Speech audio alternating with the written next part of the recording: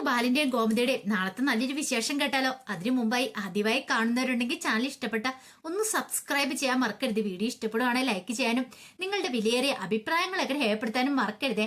അങ്ങനെ നാളത്തെ വിശേഷത്തില് കല്യാണത്തിന് ഒരുക്കങ്ങളൊക്കെ അതിഗംഭീരമായിട്ട് നടക്കുകയാണ്. കുറച്ചു കഴിഞ്ഞ കല്യാണമാണ് ധർമ്മന്റെ. എല്ലാവരും പ്രതീക്ഷയോടെ കാത്തിരിക്കുന്ന ഒരു നിമിഷമാണ്. ആ സമയത്ത് ശ്രീദേവി വല്ലാത്തൊരു വിഷമത്തിലൊരു സൈഡിൽ നിൽക്കുക. ശ്രീദേവിക്ക് എന്ത് ചെയ്യണമെന്ന് പോലും അറിയത്തില്ല. തന്റെ ആനന്ദേട്ടൻ വന്നിട്ട് പോയ പറഞ്ഞ കാര്യങ്ങളൊക്കെയാണ് ശ്രീദേവിയുടെ മനസ്സ് നിറയും. ഇനി ഒരിക്കലും തനിക്ക് ദേവമംഗലത്തേക്ക് പോകാൻ പറ്റില്ല. താൻ ഇവിടുന്ന് തന്നെ തന്റെ വീട്ടിലേക്ക് പോകേണ്ടതായിട്ട് വരും. എന്തു ചെയ്യണമെന്ന് ദേവിക്ക് അറിയില്ല. ദേവിക്കാണെങ്കിൽ ആ സമയത്ത് നല്ല ദേഷ്യവും സങ്കടവും എല്ലാം വന്നു. തന്റെ അച്ഛനും അമ്മയും കാരണമാണ് ഈ പ്രശ്നങ്ങളൊക്കെ ഉണ്ടായിരിക്കുന്നത്. എത്ര കിട്ടിയാലും അവര് പഠിക്കില്ല. പിന്നീട് ശ്രീദേവി നോക്കിക്കഴിഞ്ഞപ്പോഴത്തേനും ഉദയഭാനും അവിടെ നിൽക്കുന്ന കണ്ടു. പെട്ടെന്ന് ശ്രീദേവി അങ്ങോട്ടേക്ക് ചെന്നു. അപ്പോഴേക്ക് ശ്രീകലയും കൂടെ അങ്ങോട്ടേക്ക് വരുവാണ്. ശ്രീദേവി ചെന്ന് കഴിഞ്ഞപ്പോഴത്തേനും ഉദയഭാന്റെ കഴുത്തില് ആ ഒരു QR കോഡ് കണ്ടു. QR കോഡ് സ്കാൻ ചെയ്ത് അതിന്റെ ഒരു കോപ്പി എടുത്ത് അതിങ്ങനെ കഴുത്ത് തൂക്കിട്ടിരിക്കുന്നത് അത് കണ്ടു കഴിഞ്ഞപ്പോഴത്തേനും ശ്രീദേവിക്ക് സഹിച്ചില്ല. ശ്രീദേവി എന്താ അച്ഛാ അതെന്ന് ചോദിക്കുവാണ്. അത് കേട്ടപ്പോ ഉദയഭാനും ഞെട്ടിപ്പോയി. അച്ഛന് നാണമില്ലേ? മകളുടെ ജീവിതം ഇപ്പം തുലാസ് കിടന്ന് ആടിക്കൊണ്ടിരിക്കുക. എന്നിട്ട് വീണ്ടും ഓരോ കോലം കെട്ടാൻ വന്നിരിക്കുന്നു. ഇതേ ഒരു കാര്യം ഞാൻ പറഞ്ഞേക്കാം, ഇനി ഇങ്ങനെ എന്തെങ്കിലും കാണിച്ചിട്ടുണ്ടെങ്കിൽ എന്റെ ശവമായിരിക്കും ഇവിടെ കാണുന്നത് നിങ്ങള്. അല്ലെങ്കിൽ തന്നെ ഇന്നത്തോടുകൂടി എന്റെ ജീവിതം അവസാനിപ്പിച്ചു. എന്ത് ചെയ്യണമെന്ന് അറിയത്തില്ല. ഞാൻ നടുകളിൽ നിൽക്കുക. ആ സമയത്ത് ഇത് എന്റെ മുന്നില് ഇങ്ങനെ ഒരു കോപ്രായം കാണിച്ചോണ്ട് നിൽക്കരുത്. നിങ്ങൾക്ക് ഇത്രയെങ്കിലും നാണമുണ്ടോ? നിങ്ങൾ ആർക്ക് വേണ്ടി ഇങ്ങനെയൊക്കെ ചെയ്ത് കൂട്ടുന്നേ? കിട്ടിയതൊന്നും പോരെ. നിങ്ങൾ ചെയ്ത ചതിയുടെ ഫലം ഇപ്പൊ അനുഭവിച്ചുകൊണ്ടിരിക്കുന്ന ആള് ഞാനാ. നിങ്ങളുടെ മോൾ എത്രമാത്രം വേദനിക്കുന്നുണ്ടെന്ന് അറിയാവോ? എത്ര കിട്ടിയാലും നാണമില്ലാത്ത നിങ്ങള്. കഷ്ടമുണ്ട്. എന്തിനാ ഇങ്ങോട്ടേക്ക് എഴുന്നള്ളി വന്ന് വരേണ്ട കാര്യം ഉണ്ടായിരുന്നോ? വീട്ടിലെങ്ങാനും ഇരുന്നാ പോരായിരുന്നോ? ശ്രീകാല് പറഞ്ഞു, മോളെ ഞാൻ മിണ്ടരുത്. പലവട്ടം ഞാൻ പറഞ്ഞു ഇതുപോലത്തെ പരിപാടിയായിട്ട് വന്നേക്കരുതെന്ന്. എന്റെ ജീവൻ നശിപ്പിച്ചു കൂടാതെ ഇവിടെ വന്നിട്ട് വീണ്ടും എന്നെ നാണം കെടുത്താനാണോ നിങ്ങളെ പരിപാടി എന്നൊക്കെ ചോദിച്ചു. പിന്നീട് ശ്രീദേവി അങ്ങോട്ട് കയറിപ്പോയി കഴിഞ്ഞപ്പോ ശ്രീകല ഉദയഭാനോട് പറഞ്ഞു, എന്റെ ഉദയേട്ടാ, ഇനി അവൾ എന്തൊക്കെ കാണിച്ചു കൂട്ടുമെന്ന് അറിയത്തില്ല. അതുകൊണ്ട് ഇനി ഇവിടെ നിന്നിട്ട് കാര്യമില്ല എന്ന് പറയണം. അതേ ശ്രീകലെ, എങ്ങനെയെങ്കിലും കുറച്ച് പൈസ ഉണ്ടാക്കാന്നല്ലോ എന്ന് കരുതിയ ഞാന്. പിന്നെ എന്ത് ചെയ്യൂടി?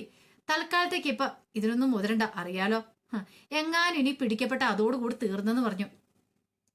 ആ സമയം കല്യാണത്തിന്റെ ഒരുക്കങ്ങളൊക്കെ അതിഗംഭീരമായിട്ട് തന്നെ നടക്കുന്നുണ്ട്.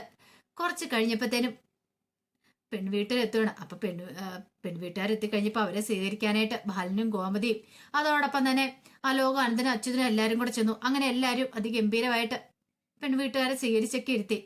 പിന്നീട് മുഹൂർത്തം അടുക്കാറായി കഴിഞ്ഞപ്പോഴത്തേനും മണ്ഡപത്തിലേക്ക് ധർമ്മനെ കൊണ്ടേ ഇരുത്തി. അങ്ങനെ എല്ലാരും കൂടെ ചേർന്ന് ഭയങ്കര അതിഗംഭീരമായിട്ട് കല്യാണം നടത്താനായിട്ട് ഒരുങ്ങുവാണ്. ഈ സമയത്തൊക്കെ ശ്രീദേവിയുടെ കണ്ണൊക്കെ കരഞ്ഞു കലങ്ങിയിരിക്കുക.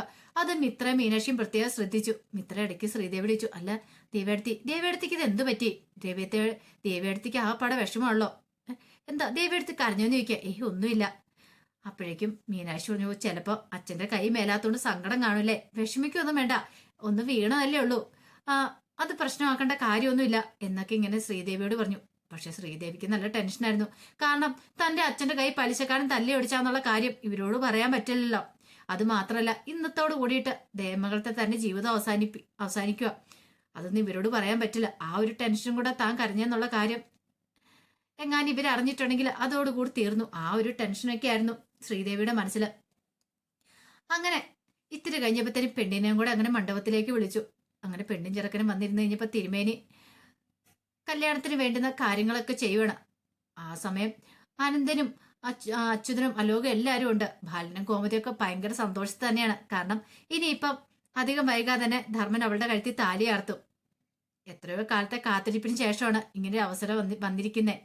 ഒരു മുടക്കവും കൂടാതെ നടക്കണ എന്റെ ഗുരുവായൂരപ്പ എന്നൊക്കെ പറഞ്ഞുകൊണ്ട് ഗോമതി കണ്ണടച്ചെന്ന് പ്രാർത്ഥിക്കുകയാണ്. ആ സമയം നന്ദൻ അവിടെ തന്നെ ഉണ്ട്.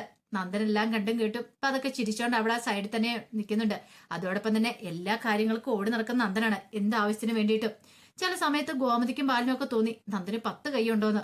കാരണം ഓടി നടന്ന് ഓരോ കാര്യങ്ങളൊക്കെ ചെയ്യുന്ന കണ്ടിട്ടുണ്ടെങ്കിൽ അതുപോലെ തന്നെ തോന്നും. ആ സമയം മിത്ര ആര്യനോട് പറഞ്ഞു, എത്ര കാലത്തിന് ശേഷമല്ലേ ഇങ്ങനെ ഒരു കാര്യം നടക്കാൻ പോണേ?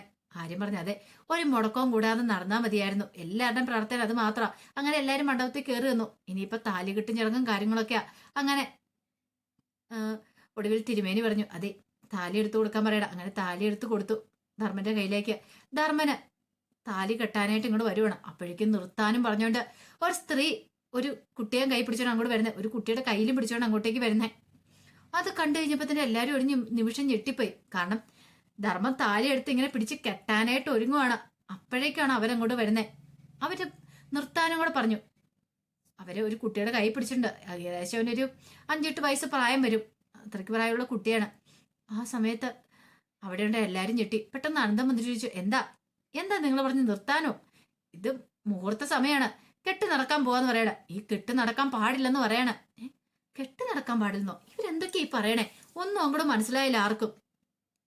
അപ്പോഴേക്കും പെണ്ണിന്റെ വീട്ടുകാർ ബാലയോട് ചോദിച്ചു, എന്താ ബാല, എന്താ പ്രശ്നം, എന്താ എന്താ ആ കുട്ടി ഇങ്ങനെയൊക്കെ പറയണേന്ന് ചോദിക്കുകയാണ്. ആ സമയം ബാലൻ പറഞ്ഞു, അത് പിന്നെ എനിക്കറിയത്തില്ല പീതാംബരേട്ടാന്ന് പറയണ, എന്തോ പ്രശ്നം ഉണ്ടല്ലോ എന്ന് പറയണ. ആ സമയം ബാലൻ പറഞ്ഞു, ധർമ്മ നീ കെട്ടാൻ പറയണ, കെട്ട് നടക്കാൻ വരട്ടെ, കാര്യം എന്താന്ന് അറിഞ്ഞിട്ട് കെട്ടിയാ മതി എന്ന് പറയണ. അപ്പോഴേക്കും അവളുടെ അടുത്തേക്ക് എല്ലാരും കൂടെ വന്നു. എന്നിട്ട് ചോദിച്ചു, എന്താ കാര്യം, നിങ്ങൾ എന്താ പറഞ്ഞേ, കെട്ട് നിർത്താനായിട്ടോ? നിനക്കെന്താ സാമാന്യ ബോധമില്ലേ, നിങ്ങൾ എന്ത് വർത്താനം പറയണമെന്നൊക്കെ ചോദിക്കണം. ആ സമയത്ത് അവര് കള്ളക്കഥ അങ്ങോട്ട് പറയാണ്. ഈ കുട്ടി ആരുടെ ആണെന്നറിയോ? ഈ ഇരിക്കുന്ന ധർമ്മന്റെ ആന്നൊക്കെ പറഞ്ഞൊരു കള്ളക്കഥ ഉണ്ടാക്കി. ധർമ്മം കണ്ണു പിഴിഞ്ഞു പോയി. ഒരിക്കലും പ്രതീക്ഷ കാര്യമായിരുന്നില്ലത്. കാരണം കല്യാണം മുടക്കാനായിട്ട് അവര് മനഃപൂർവ്വം വന്ന പോലെയാണ് വരുന്നത്. അപ്പം ബാലനെ ഒരു സ്ത്രീ രാവിലെ വിളിച്ചിട്ടുണ്ടായിരുന്നു. രാമേട്ടന്റെ മോളാന്നൊക്കെ പറഞ്ഞ് വിളിച്ചിട്ടുണ്ടായിരുന്നു. ആ സമയം തൊട്ട് ബാലൻ ആ പട അസ്വസ്ഥനായിരുന്നു. ബാലന്റെ ഉള്ളിൽ ചില ടെൻഷനും കാര്യങ്ങളൊക്കെ ഉണ്ടായിരുന്നു. അതെന്താ ഏതാണെന്നും ബാലൻ ആരോടും പറയാനും പോയിട്ടില്ലായിരുന്നു. അപ്പോഴാണ് ഈ കുട്ടിയുടെ കൈ പിടിച്ച് ആ സ്ത്രീ അങ്ങോട്ടേക്ക് വരുന്നത് പോലും. ഒരു നിമിഷം എല്ലാരും ഞെട്ടിപ്പോയി. ഇങ്ങനെ ഒരു കഥയോ? ഇത് ആർക്കും എന്താണെന്നും മനസ്സിലായില്ല. അപ്പോഴേക്കും അവര് പറഞ്ഞു, ഈ കല്യാണം നടക്കാൻ പാടില്ല. ഈ കുട്ടി ആരുടെയാന്നറിയാവോ? ഈ ഇരിക്കുന്ന ആളുടെയാന്ന് പറയണം. അത് കേട്ടപ്പോ ബാലൻ പറഞ്ഞു, ഒരിക്കലും അല്ലാന്ന് പറഞ്ഞു. അത് കേട്ട് കഴിഞ്ഞപ്പോഴത്തേനും ബാലനോട് പീതാംബരൻ ചോദിച്ചു, അത് നിങ്ങൾക്ക് എങ്ങനെ അറിയാം? അയ്യോ, ഇവര് പറയുന്നൊന്നും വിശ്വസിക്കരുത്, ഇത് കള്ളക്കഥയാ, ഇതൊന്നും വിശ്വസിക്കല്ലെന്ന് പറയണം. ബാല, എന്താണെങ്കിലും ഇതിന്റെ സത്യാവസ്ഥയൊക്കെ അറിഞ്ഞിട്ടോ ഇനി കെട്ട് നടത്തിയാൽ മതി. ഇപ്പൊ തൽക്കാലത്തേക്ക് കെട്ട് നടത്തണ്ട, ബാ മോളെ എഴുന്നേറ്റെന്ന് പറഞ്ഞുകൊണ്ട് അവളുടെ കയ്യിലേക്ക് അങ്ങോട്ട് പിടിക്കുവാണ്. ഒരു നിമിഷം എന്ത് ചെയ്യണമെന്ന് അറിയത്തില്ലാതായിപ്പോയി. ധർമ്മന്റെ കല്യാണം വീണ്ടും മുടങ്ങുവാണ്. അത് കണ്ടു കഴിഞ്ഞപ്പോഴത്തേന് ഇന്ദിരാമ്മയുടെ എല്ലാവരുടെ കണ്ണ് നിറഞ്ഞു വന്നു. പെട്ടെന്ന് ആരിനങ്ങ് ചാടി ഇറങ്ങി അവരുടെ മുന്നിലേക്ക് വന്നിട്ടിച്ചു, നിങ്ങൾ എന്തൊക്കെയാ പറയണേ? നിങ്ങൾ എന്താ പറയണെന്ന് അറിയാവോ? എന്റെ മാമന്റെ കല്യാണം എന്ന്. മാമന്റെ കല്യാണം അങ്ങനെ മുടങ്ങിയിട്ടുണ്ടല്ലോ, സത്യം പറ, നിങ്ങൾ ആരെങ്ങോട്ടേക്ക് പറഞ്ഞു വിട്ടേന്നൊക്കെ ചോദിക്കണം. അപ്പോഴേക്കും അനന്തനും അച്യുതനും ഒക്കെ വന്നിട്ട് പറഞ്ഞു, സത്യം പറഞ്ഞു, നിങ്ങൾ ഈ കല്യാണം മുടക്കാൻ മനഃപൂർവ്വം വന്നല്ലേന്ന് ചോദിക്കാം. അതെ, എനിക്ക് കല്യാണം മുടക്കാൻ വരേണ്ട കാര്യമൊന്നുമില്ല, ഞാനുള്ള കാര്യം പറഞ്ഞേ, എനിക്ക് കള്ളത്തരം പറയേണ്ട കാര്യമൊന്നുമില്ല എന്ന് പറഞ്ഞു. ഒടുവിൽ ഒന്നും രണ്ടും പറഞ്ഞ് അങ്ങോട്ടും ഇങ്ങോട്ടും പ്രശ്നമായി. കുറച്ച് ആൾക്കാർ പെണ്ണിന്റെ ഭാഗത്ത് നിൽക്കുവാണ്. അങ്ങനെ ഒടുവിൽ ആ കല്യാണം വേണ്ടെന്ന് വെച്ച് പെണ്ണിനെ വിളിച്ചോണ്ട് പെണ്ണിന്റെ അച്ഛനും അമ്മയും ബന്ധുക്കാരും ഒക്കെ അങ്ങോട്ട് മടങ്ങുവാണ്. ബാലനവിടെ കാല കയ്യെ പിടിച്ചു നോക്കി. ഇവര് പറയുന്ന സത്യമൊന്നും അല്ലെന്ന്. പക്ഷെ അതൊന്നും വിശ്വസിക്കാനായിട്ട് അവര് കൂട്ടാക്കിയില്ല. അവരെന്ത് ചെയ്തു, പെണ്ണിനെ വിളിച്ചോണ്ട് അങ്ങോട്ട് പോയി കഴിഞ്ഞപ്പോഴത്തേനും ബാലൻ എന്ത് ചെയ്യണമെന്ന് അറിയത്തില്ല. ബാലൻ ഇങ്ങനെ അന്തം വിട്ട് നിൽക്കുവാണ്. അപ്പോഴേക്കും ബാക്കി എല്ലാവരും കൂടെ ബാലിന് ചുറ്റും പൊതിഞ്ഞു. ബാലിനോട് ഓരോ കാര്യങ്ങൾ അങ്ങനെ ചോദിച്ചുകൊണ്ടിരിക്കുക. ധർമ്മനാണ് എന്ത് ചെയ്യണമെന്ന് അറിയത്തില്ല. അപ്പോഴേക്കും ഗോമതി ചോദിച്ചു, എന്താ ബാലേട്ടാ, എന്തൊക്കെയാ കേൾക്കണേ, എനിക്കൊന്നും അങ്ങോട്ട് വിശ്വസിക്കാൻ പറ്റുന്നില്ല. ബാലൻ പറഞ്ഞു, ഈ പറയുന്നതൊക്കെ കള്ളത്തരമാണ്. ആരും വിവാഹം മുടക്കാൻ വേണ്ടിയിട്ട് മനഃപൂർവ്വം ചെയ്ത പോലെ എനിക്ക് തോന്നേ. ഇതിനകത്തൊന്നും ഒരു സത്യാവസ്ഥയൊന്നും ഇല്ലാന്ന് പറയണം. അങ്ങനെ കല്യാണം എല്ലാം മുടങ്ങി കഴിഞ്ഞപ്പോഴത്തേനും അവര് പതുക്കെ എന്ത് ചെയ്യണം, ആ സ്ത്രീ മോനെയും വിളിച്ചോണ്ട് അവിടെ നിന്ന് അങ്ങോട്ട് പോയി. ഇനിയിപ്പം അവിടെ നിൽക്കേണ്ട കാര്യമില്ല. കല്യാണം മുടക്കാനായിട്ട് അവര് വന്നത്. അവര് വെറുതെ ഒരു കള്ളക്കഥയൊക്കെ ഉണ്ടാക്കിയതാ. കല്യാണം മുടങ്ങുകയും ചെയ്തു. അവര് പോയി കഴിഞ്ഞപ്പോഴത്തേനും ബാലിന് ഭയങ്കര ടെൻഷനായി. കാരണം ബാലിനൊരു കാര്യം ധർമ്മനോട് പറഞ്ഞിട്ടുണ്ടായിരുന്നു, ഈ വിവാഹം കൂടെ നിന്റെ മുടങ്ങിയിട്ടുണ്ടെങ്കിൽ ഇനി നിനക്ക് വേണ്ടിയിട്ട് ഞാൻ പെണ്ണ് ആലോചിക്കില്ല എന്ന്. ബാലിനാകെപ്പാടെ ധർമ്മ സങ്കടത്തില് നിൽക്കുകയാണ്. ആ സമയം അനന്തനും അച്യുതനും ഒക്കെ വന്ന് ഓരോന്നൊക്കെ പറഞ്ഞുകൊണ്ടിരിക്കുകയാണ്. ബാലിനൊന്നും മിണ്ടാതെ ഇങ്ങോട്ടേക്ക് പോയി. ബാലിന് ഭയങ്കര ടെൻഷനായി പോയി. ഇനി എന്ത് ചെയ്യണമെന്ന് പോലും അറിയത്തില്ല. ഇത്രയ്ക്കൊന്നും പ്രതീക്ഷ കാര്യമായിരുന്നല്ലോ. അപ്പോഴേക്കും ധർമ്മന്റെ അടുത്ത് വന്നിട്ട് അനന്തരും അച്യുതനൊക്കെ പറഞ്ഞു, ഞങ്ങൾക്കറിയാടെ നിന്റെ അവസ്ഥ എന്താന്ന്, നീ പേടിക്കൊന്നും വേണ്ട, നിന്റെ കല്യാണം മുടങ്ങാനൊന്നും പോകുന്നില്ല, എന്ത് വേണം ഞങ്ങളൊന്ന് ആലോചിക്കട്ടെ എന്നൊക്കെ പറഞ്ഞിട്ട് അവരങ്ങോട്ടേക്ക് മാറിപ്പോവാണ്. അതിനുശേഷം രാജശ്രീയുമായിട്ട് ആലോചിച്ചു. ഈ സമയം രാജശ്രീ പറഞ്ഞു, അതെ, എന്റെ മനസ്സിൽ ഐഡിയ ഉണ്ട്. എന്താ കാര്യം എന്താന്ന് വെച്ചാൽ പറയണ. അതെ, ആദ്യം ഒരു കാര്യം ചെയ്യാം, നന്ദി ചേച്ചിനെ അമ്മയും കൂടെ ഇങ്ങോട്ട് വിളിക്കുക, അവരും കൂടെ വന്നിട്ട് സംസാരിക്കാന്ന് പറയണ. അങ്ങനെ അവരെയും കൂടെ വിളിച്ചു. അവര് വന്നു കഴിഞ്ഞപ്പോ രാജശ്രീ പറഞ്ഞു, അത് എന്റെ ബന്ധത്തിൽപ്പെട്ട ഒരു കുട്ടിയുണ്ട്. അല്ല, അത് അവളെ അറിയുമായിരിക്കും, അന്തേണ്ണ അച്ഛനൊക്കെ അറിയുന്ന.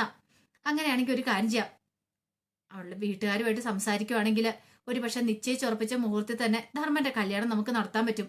എത്ര കല്യാണം ധർമ്മന് മുടങ്ങിയിരിക്കുന്നത്, ഇനി ഈ കല്യാണം കൂടെ മുടങ്ങാൻ പാടില്ലെന്നൊക്കെ പറയണം. അത് കേട്ടതും അന്ന് പറഞ്ഞു അതൊക്കെ നടക്കുവോ രായശ്രീ, ഞാൻ പറഞ്ഞിട്ടുണ്ട് നടക്കും. അവർക്ക് അല്ലേലും പണ്ട് തൊട്ടേ ധർമ്മനെ ഭയങ്കര ഇഷ്ടമായിരുന്നു. അങ്ങനെയാണെങ്കിൽ ഈ ബന്ധം നമുക്കങ്ങ് നടത്താം, എത്രയും പെട്ടെന്ന് തന്നെ നടത്താന്ന് പറയണം. അത് കേട്ടപ്പോ ഇന്ദിരാമ്മ പറഞ്ഞു, അല്ല ഇങ്ങനെ എടിപിടിന്ന് എന്ന് ഒരു പെണ്ണിനെ ആലോചിച്ച് കൂട്ടിക്കൊണ്ടുവരാന്ന് പറഞ്ഞിട്ടുണ്ടെങ്കിൽ അതൊന്നും ഓർത്ത് അമ്മ വിഷമിക്കണ്ട. കാരണം മുഹൂർത്തത്തിനുള്ളിൽ തന്നെ ഈ കല്യാണം നടക്കണം. ഒരു കാരണവശാലും ഇനി ധർമ്മന്റെ കല്യാണം മുടങ്ങിപ്പോകാൻ പാടില്ലെന്നൊക്കെ പറയണം. ഈ സമയം ബാലിന് ആകെപ്പാടെ വല്ലാത്തൊരു വിഷമത്തിൽ ഒരു സൈഡിൽ ഇപ്പം മാറി നിൽക്കുകയാണ്. ബാലിന്റെ നെഞ്ചു പടഞ്ഞുകൊണ്ടിരിക്കുകയാണ്, എന്ത് ചെയ്യണമെന്ന് പോലും അറിയത്തില്ലാതെ. കാരണം ഇങ്ങനെ ഒരു പ്രതിസന്ധി ഘട്ടം തരണം ചെയ്യണമെങ്കിൽ എന്ത് ചെയ്യാൻ പറ്റും. ആ സമയം ഗോമതിയൊക്കെ വല്ലാത്തൊരു കരച്ചിലാണ്. ഗോമതിക്കൊക്കെ വളരെ പ്രതീക്ഷ ഉണ്ടായിരുന്നു ധർമ്മന്റെ കല്യാണം നടക്കുമെന്ന്. അങ്ങനെ കല്യാണം മുടങ്ങിപ്പോയ വിഷമത്തിലാണ് എല്ലാവരും. പക്ഷെ ധർമ്മന്റെ കല്യാണം നാളെ നടക്കുക തന്നെ ചെയ്യും. കാരണം നാളെ അല്ലെങ്കിൽ മറ്റന്നാൾ നടക്കും. ഒടുവില് ധർമ്മന് മനസ്സിൽ ഒരിക്കലും വിചാരിക്കാത്തൊരു പെൺകുട്ടിയാണ് ധർമ്മന്റെ ജീവിതത്തിലേക്ക് വരുന്നത്. പിന്നെ ഈ കല്യാണം മുടക്കാനായിട്ട് വന്നത് അതൊരു ചതിയാന്നുള്ള കാര്യം ബാലൻ മനസ്സിലാക്കുകയും ചെയ്യും. അപ്പൊ അതിന്റെ വിശേഷങ്ങളൊക്കെയാണ് നമ്മൾ കാണാൻ പോകുന്നത്. ആ വിശേഷങ്ങൾക്കായി നമുക്ക് എല്ലാവർക്കും കാത്തിരിക്കാട്ടോ. ഒരിക്കൽ കൂടി എല്ലാവർക്കും ശുഭരാത്രി നേർന്നുകൊണ്ട് നിർത്തുന്നു.